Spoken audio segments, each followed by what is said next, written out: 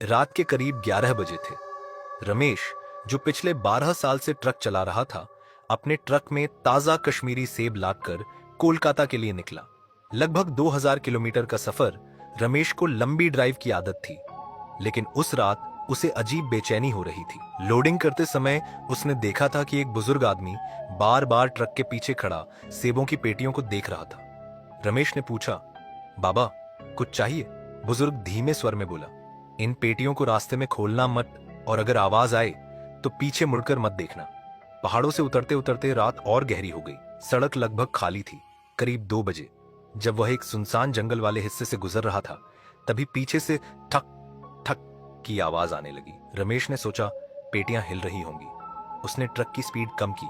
आवाज बंद। जैसे ही स्पीड बढ़ाई, फिर वही आवाज, लेकिन इस बार ज्यादा तेज, और फिर किसी के धीरे धीरे हंसने की आवाज। रमेश का गला सूख गया। उसे अचानक उस बुजुर्ग की बात याद आई, आवाज आई तो पीछे मत देखना।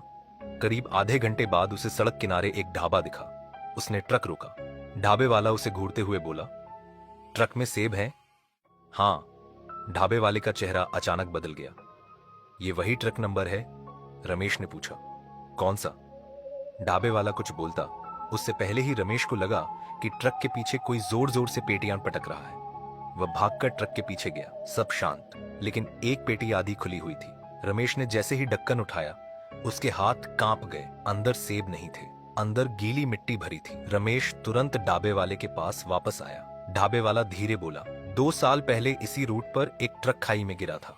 उसमें सेब जा रहे थे, लेकिन असल में उन पेटियों में मजदूरों की लाशें छुपाकर तस्करी हो रही थी। ड्राइवर बच गया था। रमेश के पैरों तले जमीन खिसक गई। रमेश डरते डरते वापस ट्रक में बैठा और तुरंत वहां से निकल गया। अब आवाजें साफ सुनाई दे रही थीं, हमें निकालो। ट्रक का तापमान अचानक ठंडा हो गया।